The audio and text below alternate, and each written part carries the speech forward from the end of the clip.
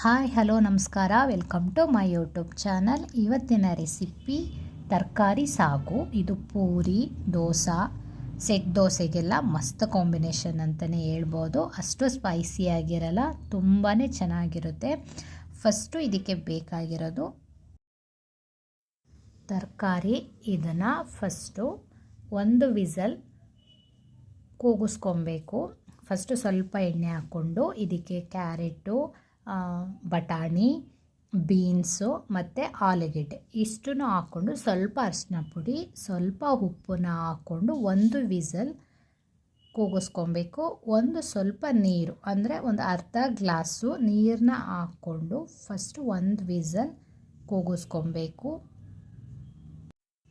ನೀವು ಇದಕ್ಕೆ ಹೂಕೋಸು ಕೂಡ ಹಾಕ್ಕೊಬೋದು ಇದ್ದರೆ, ಇಲ್ಲ ಅಂದರೆ ಇಷ್ಟೇ ಸಾಕು. ಒಂದೇ ಸ್ವಲ್ಪ ನೀರು ಹಾಕ್ಕೊಂಡು ಕೂಗಿಸ್ಕೊಬೇಕು.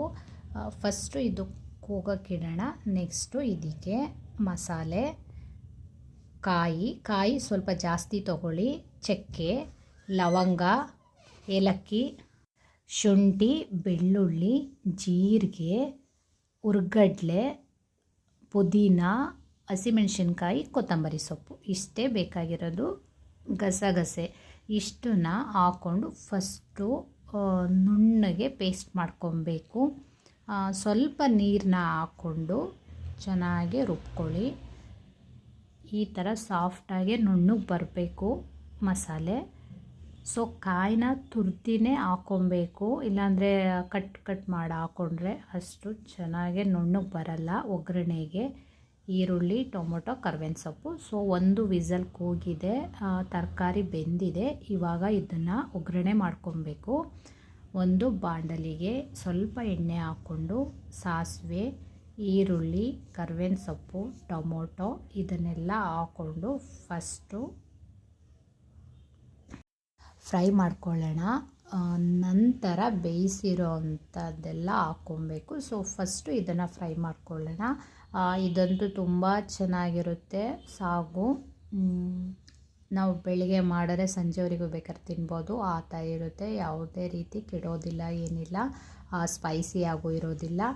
ಇವಾಗ ಪೂರಿನ ಕಮ್ಮಿಗೆ ಇಟ್ಕೊಂಡು ಮಸಾಲೆನ ಹಾಕ್ಕೊಳ್ಳಿ. ಮಸಾಲೆ ಒಂದು 2 ನಿಮಿಷ ಅದು ಹಸಿ ಸ್ಮೆಲ್ಲು ಹೋಗೋವರೆಗೆಲ್ಲ ಈ ಥರ ಮಿಕ್ಸ್ ಮಾಡ್ಕೊಳ್ತಾ ಇದ್ದರೆ ಅದು ಸ್ವಲ್ಪ ಹಸಿ ಸ್ಮೆಲ್ ಹೋದ್ಮೇಲೆ ನೀವು ರುಬ್ಬಿರೋ ಅಂಥ ಮಿಕ್ಸಿ ಜಾರ್ಗೆ ಸ್ವಲ್ಪ ನೀರು ಹಾಕ್ಕೊಂಡು ಈ ಥರ ಮಿಕ್ಸ್ ಮಾಡಿಕೊಂಡು ಇವಾಗ ಇದಕ್ಕೆ ಸಾಲ್ಟ್ ಹಾಕ್ಕೊಳ್ಳಿ. ಸಾಲ್ಟು ಫಸ್ಟು ತರಕಾರಿ ಬೇಯಿಸ್ಕೊಬೇಕಾದ್ರೂ ಹಾಕ್ಕೊಂಡಿರ್ತೀವಿ. ಸೊ ಇಲ್ಲೂ ನೋಡಿ ಸ್ವಲ್ಪ ಸಾಲ್ಟ್ ಹಾಕ್ಕೊಳ್ಳಿ. ಬೇಕು ಅಂದರೆ ಲಾಸ್ಟಿಗೆ ಹಾಕ್ಕೊಬೋದು. ಇವಾಗಲೇ ಜಾಸ್ತಿ ಹಾಕ್ಕೊಂಬಿಟ್ರೆ ಜಾಸ್ತಿ ಸಾಲ್ಟ್ ಆಗುತ್ತೆ.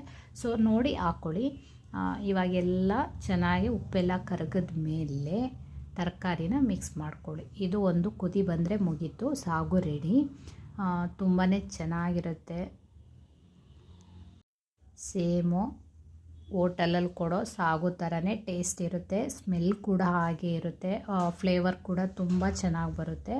ಸೊ ಫೈನಲಿ ಸಾಗು ರೆಡಿ ಆಯಿತು. ಒಂದು ಕುದಿ ಬರಬೇಕು. ಇದು ಚೆನ್ನಾಗೆ ಮಸಾಲೆ ಮತ್ತು ತರಕಾರಿ ಎಲ್ಲ ಸೆಟ್ ಆಗಬೇಕು.